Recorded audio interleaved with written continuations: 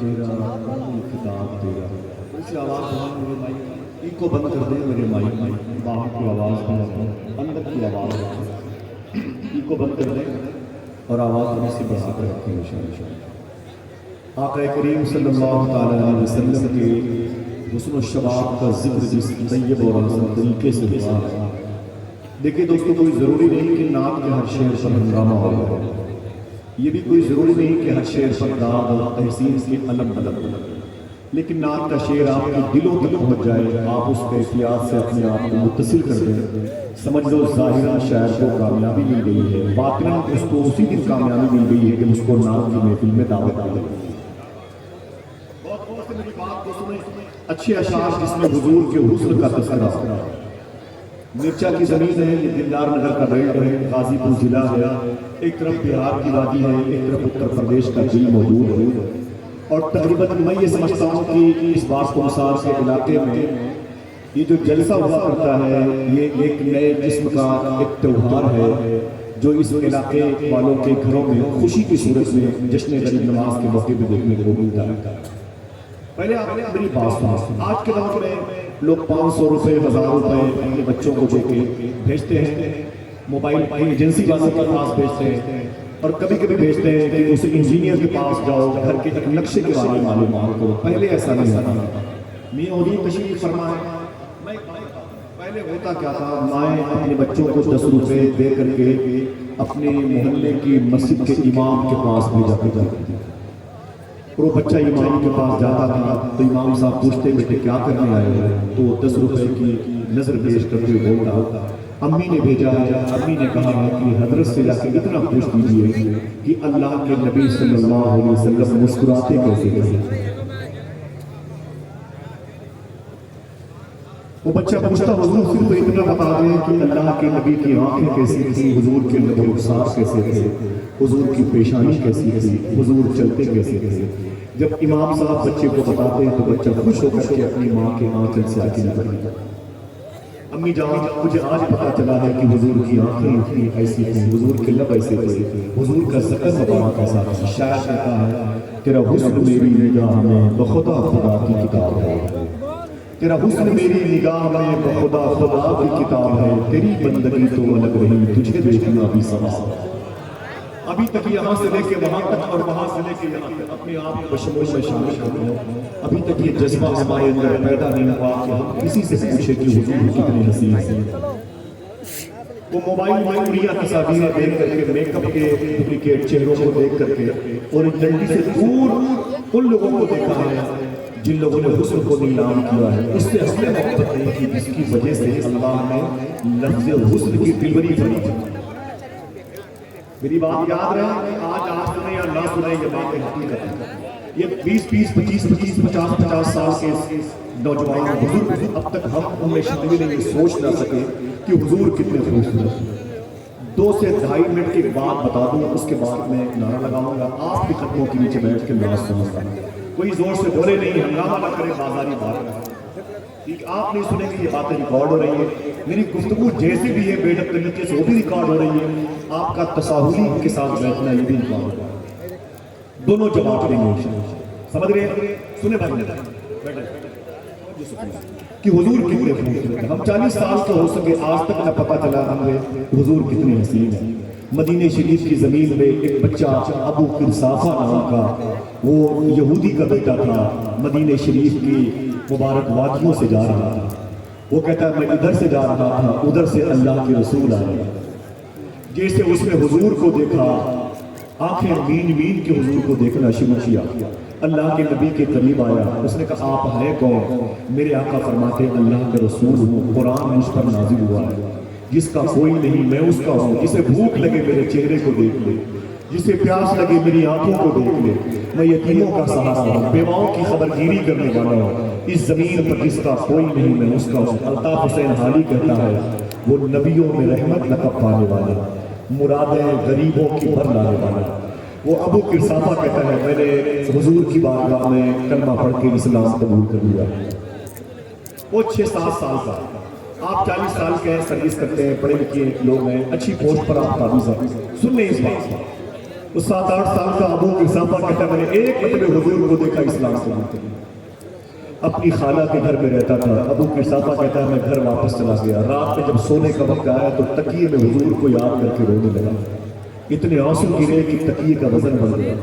صبح ہوئی تو خالہ کی بکریاں لے کے میں مدینے کے جنگل کی طرف گیا نا، تو بکریوں کو اللہ بھروسے چھوڑ دیا، بکریوں کو اللہ بھروسے چھوڑ کر کے حضور کی محفل میں آیا، دن بھر حضور کو دیکھتا رہا۔ شاعر نے کیا کہا، جبی کی ہر شکن کا مرتبہ فرمان جیسا تھا، بدن کی رحل پہ چہرہ کھلے قرآن جیسا تھا، نہ کرتی کیسے خوشبو سے وضو گلیاں مدینے کی، نبی گلدستہ سے شہر نبی گلدان جیسا تھا۔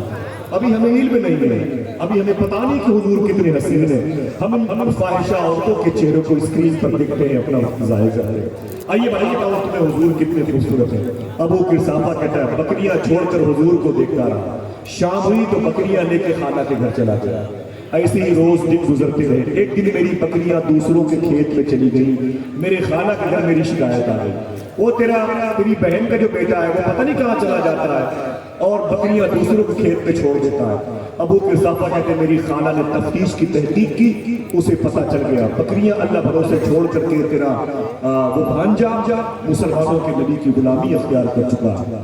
ابو قصافہ کہتے ہیں شام کو جب میں بکریاں لے کر کے واپس آیا نا تو میری خالہ بڑے جلال میں تھی، خالہ کے قریب میری بوڑھی ماں بیٹھی ہوئی تھی، بڑے جلال میں تھی۔ میری خالہ نے کہا تجھے میں مار ڈالوں گی ابو قصافہ، تجھے میں نے دوپہر کی روٹیاں دی، شام کی روٹیاں دی، تیرا باپ مر گیا، تجھے میں نے یتیمی کی گوشت سے بچایا، تو میری بہن کا لڑکا ہے، تجھے میں نے ترس کھایا، تجھ پر رحم کیا ہے، لیکن یہ بتا تو اپنا مذہب بدل کے مسلمانوں کے نبی کی غلامی اختیار کرتا ہے، اپنی ماں کے سامنے وعدہ کرتی کل سے مسلمانوں کے نبی کے پاس نہیں جائے گا۔ یہ باتیں مجھے کہنی نہیں چاہیے، ناز حضرات موجود ہیں، لیکن میں چاہتا ہوں کہ میرا کوئی دوست یہ سمجھ لے کہ حضور کتنے خوبصورت ہیں۔ جب یہ بات شاعری میں ڈھلے تو آپ اس کے ساتھ سفر کرو۔ ابو قصافہ کہتے ہیں میری خالہ نے بڑے جلال میں کہا تجھے میں مار ڈالوں گی، میں تجھے روٹیاں پکا کے کھلاتی ہوں، غلامی تو نبیوں کی سردار کی اپنایا ہوا ہے۔ وعدہ کر اپنی ماں کے سامنے، اپنی اس خالہ کے سامنے کل سے مسلمانوں کے نبی کے پاس نہیں جائے گا۔ ایک جملہ ابو قصافہ نے کہا، میں تو چلا جاؤں گا صبح کو لیکن یہ جملہ نہیں جائے گا۔ ابو قصافہ کہتے ہیں میری ماں تیرا کیا خیال ہے؟ ماں کہتی میرے بیٹے تیرے مرنے کے بعد، تیرے باپ کے مرنے کے بعد تجھے میں نے غریبی میں بڑے دن گزارتے ہوئے پالا ہے، تیری نشو و نما کی ہے، تیری پرورش کی ہے، جو تیری خالہ کہتی ان کی بات مان لے، مسلمانوں کے نبی کے پاس کل سے مت جایا کر۔ ابو قصافہ نے جملہ کہا، خدا کی قسم دیکھنا کتنے عاشق بیٹھے ہوئے۔ ابو قصافہ نے کہا ماں جو تو کہے گی میں اس پر عمل کروں گا، لیکن ایک شرط میری بھی ہے۔ کہا وہ شرط کیا ہے؟ کہا ایک مرتبہ تم بھی میرے نبی کو دیکھ لو، ایک مرتبہ تم بھی میرے نبی کو دیکھ لو۔ ابو قصافہ سے اس کی ماں نے کہا بیٹے کیا؟ ابو قصافہ نے کہا میری ماں ایک مرتبہ تم بھی میرے نبی کو دیکھ لو۔ تو خالہ کہتی ٹھیک ہے کل چل کے اس کے نبی کو دیکھ لیں گے، پرسوں سے یہ جانا بند کر دے گا۔ ابو قصافہ کہتے وہ تو کل پتہ چلے گا پرسوں سے جائے گا، وہ تو کل پتہ چلے گا پرسوں سے جاتا کون ہے۔ ابو قصافہ کہتے صبح ہوئی تو میں آگے آگے، میری ماں پیچھے پیچھے، خالہ میری پیچھے پیچھے، تینوں حضور کی بارگاہ میں۔ میرے آقا صلی اللہ علیہ وسلم تشریف فرماتے، میری ماں حضور کے سامنے بیٹھ گئی، حضور کے سامنے میری ماں بیٹھ گئی، ماں کے پیچھے میری خالہ بیٹھ گئی، اندر کی سینری کا منظر ماما دیکھے۔ ابو قصافہ کہتے ہیں میری ماں حضور کو دیکھ رہی تھی، حضور میری ماں کو دیکھ رہے تھے، میں دونوں کو دیکھ رہا تھا۔ تو پھر بعد میں نے کہا مما، میری ماں نے کہا کیا بات ہے؟ میں نے کہا حضور یہی ہے، خوش ہو جاؤ تمہارے نبی کی بات ہے۔ میں نے کہا مما حضور یہی ہے، حضور یہی ہے۔ تو میری ماں نے کہا چپ چپ، ان کے علاوہ کوئی اور ہو بھی نہیں سکتا، ان کے علاوہ کوئی اور ہو بھی نہیں سکتا۔ ابو قصافہ کہتے ہیں میری ماں حضور کے چہرے کو دیکھتی رہی، پھر چیخ کر کے بولی ابو قصافہ میرا دامن چھوڑ دینا، اس محمد کا دامن کبھی نہ چھوڑنا، میں نے زمین پر ایسا انسان نہیں دیکھا۔ ابو قصافہ کہتے میں کھڑا ہو گیا، میں نے کہا میری ماں تو دیکھتی کیسی، پیدا کرنے والے نے دوسرا محمد پیدا ہی نہیں۔ حضور کی ظاہر طور پر 63 سال کی، لیکن خدا کی قسم ہر وقت، ہر موڑ، ہر سانس، ہر لمحے میں حضور کا تازہ شباب نظر آتا ہے۔ دعا کرو اللہ ہماری نئی نسلوں کو حضور سے عشق کرنے کا درس سیکھنے کی توفیق عطا فرما دے، آمین کہہ دو محبت کے ساتھ میں۔ تیرا حسن میری نگاہ میں بخدا خدا کی کتاب ہے، تیری بندگی تو الگ نہیں، تجھے دیکھنا بھی ثواب ہے۔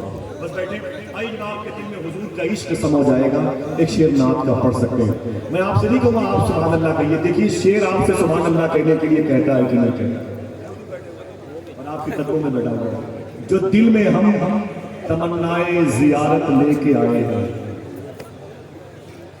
مصرع کہے گا آپ سے، آپ سبحان اللہ کہیں، جو دل میں ہم تمنائے زیارت لے کے آئے ہیں، یہ دولت مصطفیٰ ہی کی بدولت لے کے آئے ہیں۔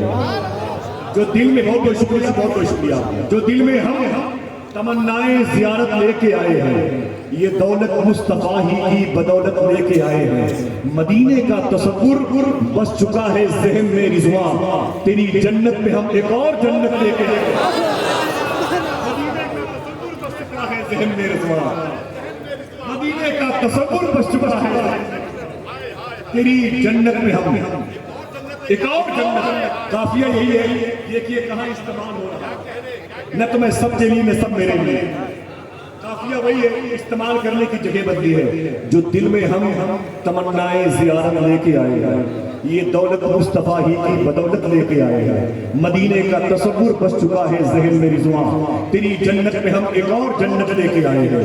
کہا نمرودیوں سے نعرے نمرودی نے گل ہو کر، خلیل اللہ دوزخ میں بھی جنت لے کے آئے ہیں، خلیل اللہ دوزخ میں بھی جنت لے کے آئے ہیں۔ مدینے کا تصور بس چکا ہے ذہن میں رضواں، تیری جنت میں ہم ایک اور جنت لے کے آئے ہیں۔ مرچا کی زمین پہ جو رہتے ہیں غریب نواز کے عشاق، ان کے خدام، ان کے نوکر چاکر، میں مبارکباد پیش کرتا ہوں۔ آئیے اس زمین کا جائزہ لیں، اس زمین کو نظر محبت سے دیکھیں جس زمین کو سرکار مجاہد ملت کی زمین کہا جاتا ہے، جس زمین کو امام التارکین کی زمین کہا جاتا ہے، جس زمین کو تارک السلطنت کی زمین کہا جاتا ہے، جس زمین کو اپنے وقت کے عظیم الشان درویش اور قلندر بزرگ حضور سرکار مجاہد ملت نے آسمان بنایا ہے۔